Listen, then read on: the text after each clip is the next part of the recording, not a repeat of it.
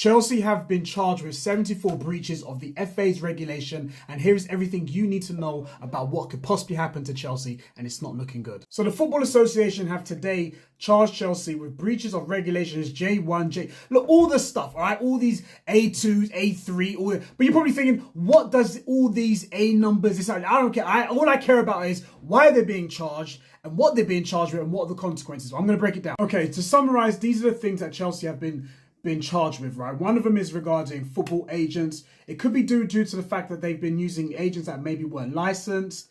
Another one is intermediate regulations, i.e. they've been using, so basically when someone signs a contract, they've been using someone who's been a kind of a mediator between the two. Again, maybe someone who's not authorized as well. And third party, someone who has been, I believe it's something to do with, they have been, the third party is, they've been allowing third party to influence club policies and transfers and all this stuff going on.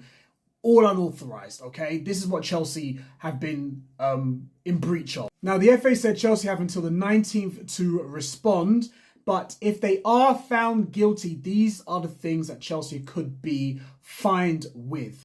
It could be a suspension of the person that was, you know, the intermediates, whatever, the third party, there could be that. Or worse, Chelsea could face a fine, which I feel like most fans would be like, yeah, fine Chelsea, we got the money. The worst thing that could possibly happen is us being deducted points. There could be agents' license could be revoked. So agents that worked with the club and players, their license could be revoked if they're caught doing anything unlawful.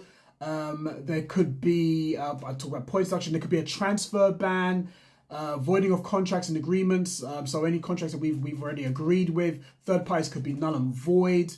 A suspension of or disqualification of officials involved. There could be warnings, expulsion from competition. So that's a big one. Deduction of league points. We spoke about that.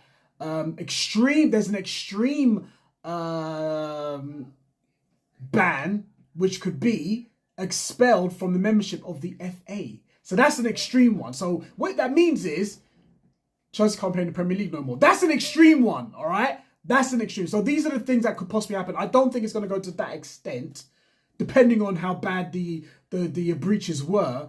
But if Man City can bust case, so can Chelsea, all right? So this is what I'm saying. Man City are fine. And they've done worse. Over 100. We've got 74. Don't make an example of Chelsea, because you could have done with City.